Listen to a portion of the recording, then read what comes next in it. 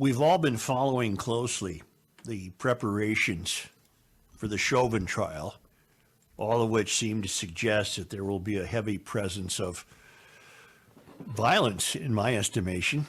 And so the National Guard is on standby, and various police authorities are on standby. And today's headline in the Star Tribune on the front page is, Minneapolis leaders say show of force might backfire.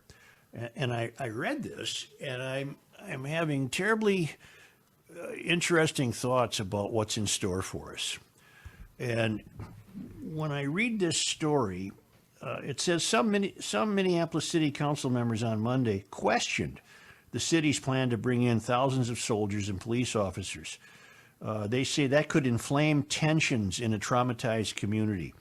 I have been a little bit disappointed with the heavy city and police-only focus of this plan up until today, Council Member Jeremiah Ellison said, adding, I feel like I haven't really heard a plan that affirms the kind of trauma that happened this past summer, and not just from our 4 officers who killed George Floyd, but from the response that happened afterward.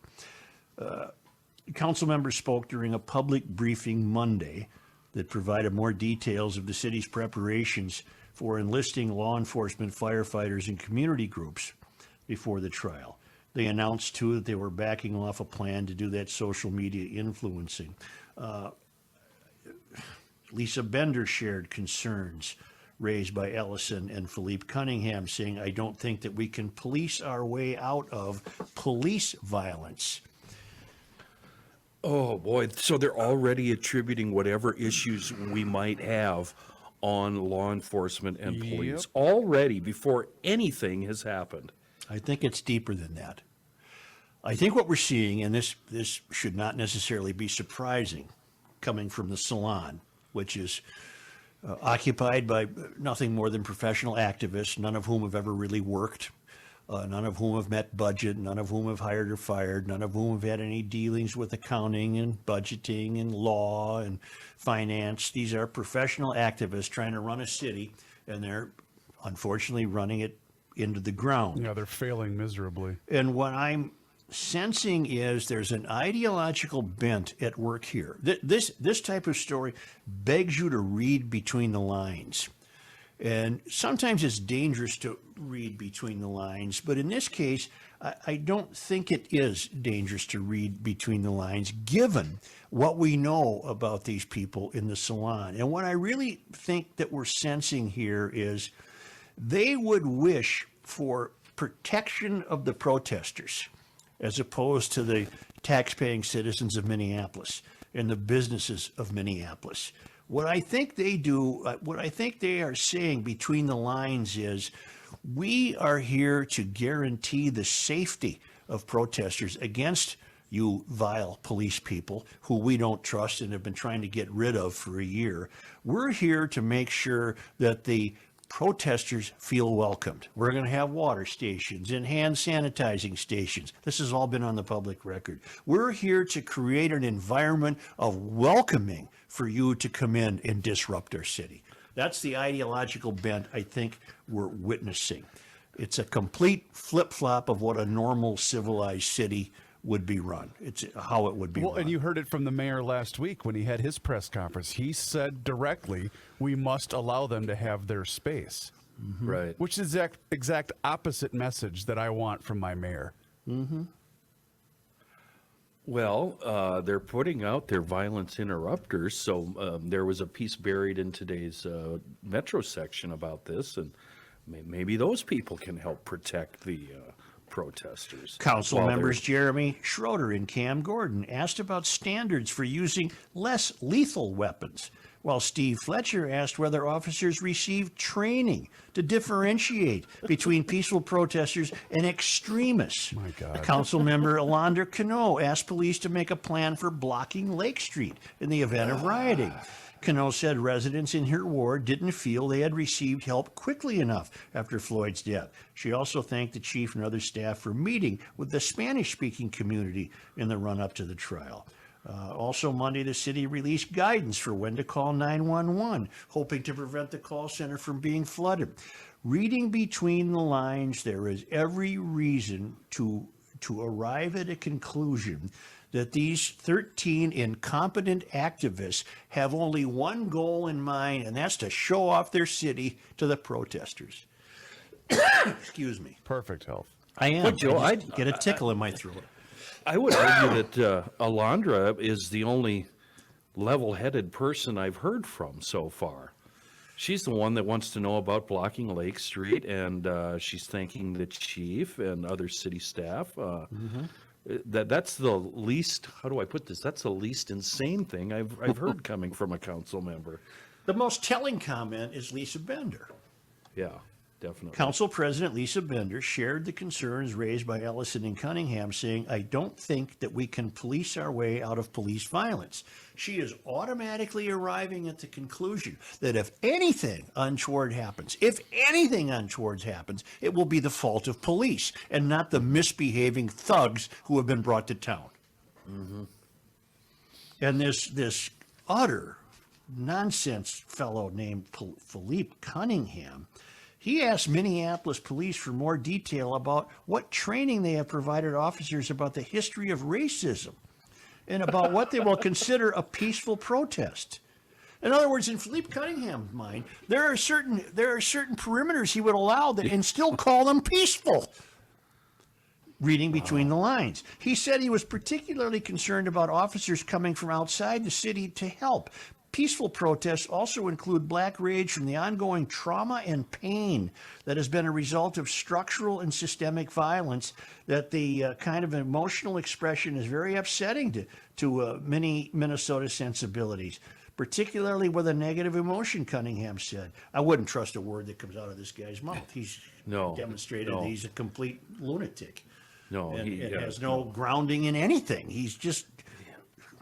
He's a dangerous criminal, is what he is. He's I can't, you better say allegedly. In the meantime, if all hell breaks loose, what do you think these city council people will do? On the taxpayers' dime, they'll hire private security for themselves. Yeah, they already have, yeah.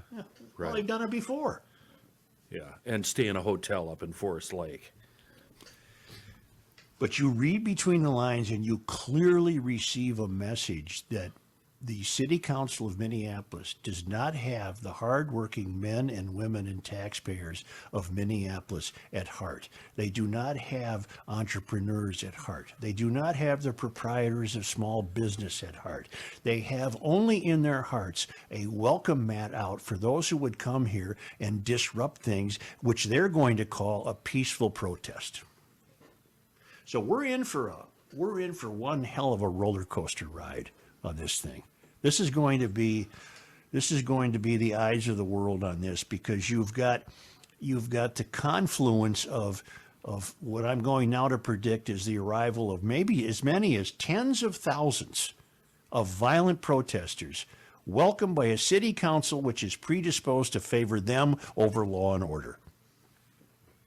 What the hell is going to happen?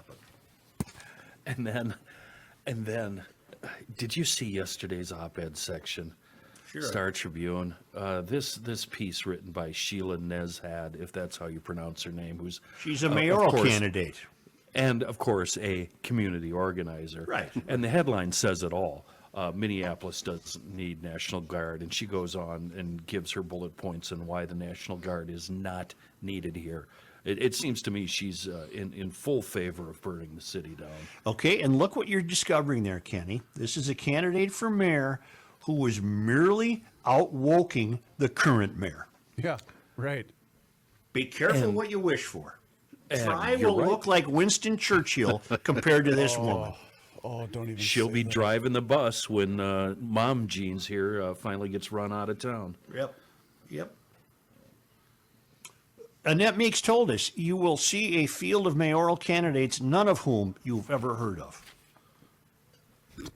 That'll be her campaign. Jacob Fry, not woke enough. There's two parties in Minneapolis, the DFL and the DFL extremists. There's only two parties. Yeah. What I wouldn't do to just have the regular DFL back, the guys that cared about crime and Well, you only have to go back as far as Rybeck. Right, and I'm well, not embarrassed isn't the right word, but I did not like Ryback at all. RT was not a friend of Kenny's. And what I wouldn't do to have him there now, boy. I knew him fairly well. He was a longtime Star Tribune reporter. He wasn't a bad human being. Whatever it is, he got it. He certainly was able to flex his leftist muscles, but he had a common sense ability to realize he had a big city to run there and it shouldn't fall apart. And we need cops. Mm-hmm. Oh, this is going to be fascinating. I'm wondering, it almost would be neat to broadcast on a daily basis from a location in downtown Minneapolis where we can see the government center. Tell you what day do you plan on doing that? Because I'm going to make sure I have my vacation turned in. I've got to clean the barn that day. I've got the Amish coming over. Are you out of your mind?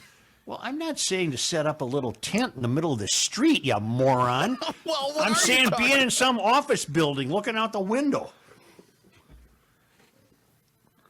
This is going to be one hell of a deal. This is going to be, You know what? just one hell of a deal.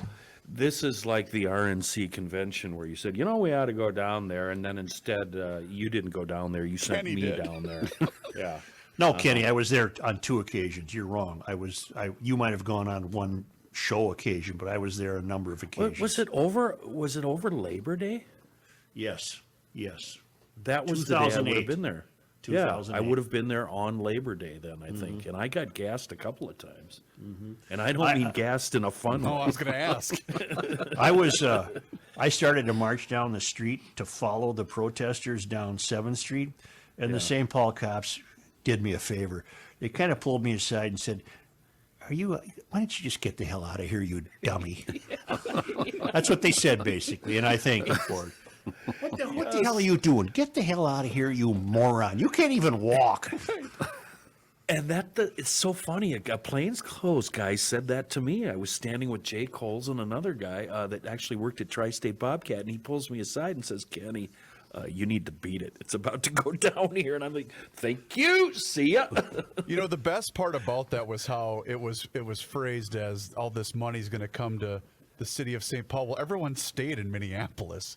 Yeah. Oh, I know. That's where the parties were. Right. Yeah. Because think there of were barricades up around downtown That's St. true. Paul. Yeah, that's true. Think of the overarching headline, the overarching dynamic that is in place here.